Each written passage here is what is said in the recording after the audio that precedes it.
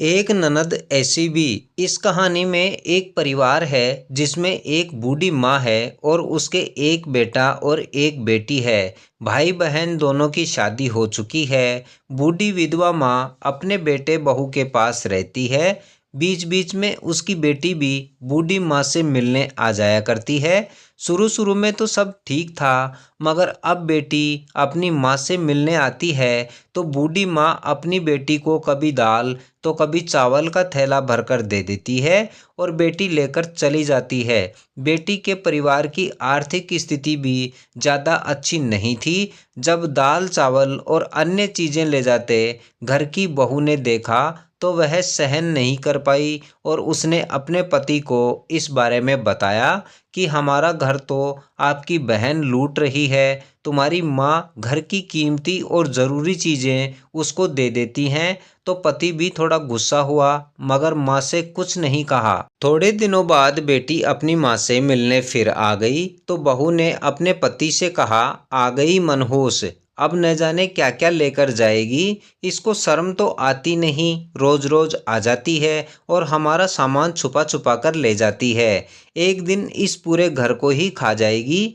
यह सब बातें बेटी ने भी सुनी, मगर वह कुछ नहीं बोली और शाम को बेटी वापस चली गई। तो बेटा अपनी माँ के पास आया और बोला, माँ तुम यह रोज़ रोज़ क्या कर रही हो? हमारी ज़रूरी चीज़ें उसको थैले में डालकर दे देती हो, हम कहाँ जाएं? तो बूढ़ी माँ ने कहा, बेटा तुम्हारे पिता की इतनी सारी प्रॉपर्टी थी और तुम दोनों भाई बहन ही उसमें हिस्सेदार थे, मगर तुमने उस बेचारी को कुछ भी नहीं दिया।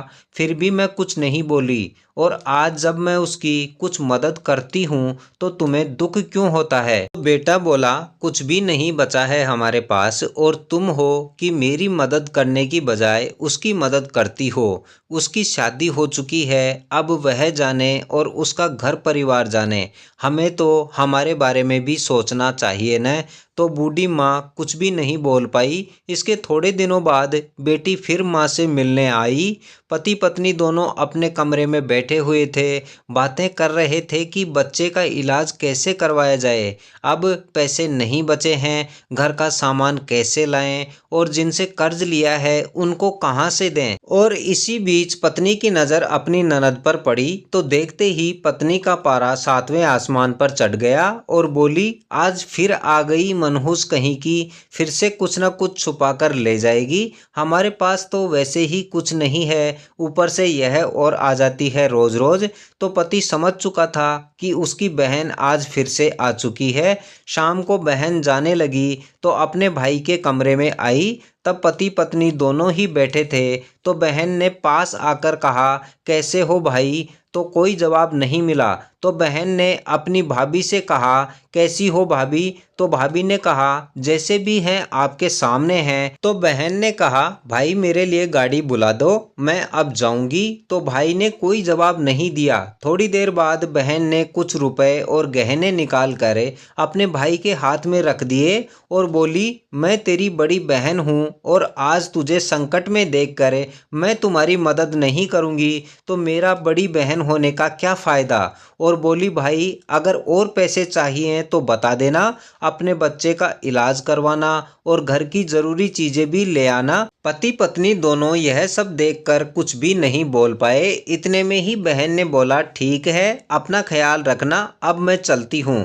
इतना सुनते ही पति पत्नी दोनों बहन को पहली बार दरवाजे तक छोड़ने आए और बहन के जाने के बाद भाई गहनों और रुपयों को देखकर रोने लगा और सोचने लगा कि जिस बहन को इतना कोसता रहा वह मेरे लिए कितना ज़्यादा सोचती है। उस बेचारी को तो पिताजी की प्रॉपर्टी में से भी कुछ नहीं दिया था। साथ ही पत्नी की आंखों में भी पश्चाताप के आंसू आ गए और सोचने लगी, जिसको मैं हमेशा मनहूस समझती रही वह इतनी अच्छी है। और मन में सोचा, ननद ऐसी भी होती है क्या? और पति पत्नी दोनों की नज़र में बहन के लिए सारे गिले शिकवे दूर हो गए।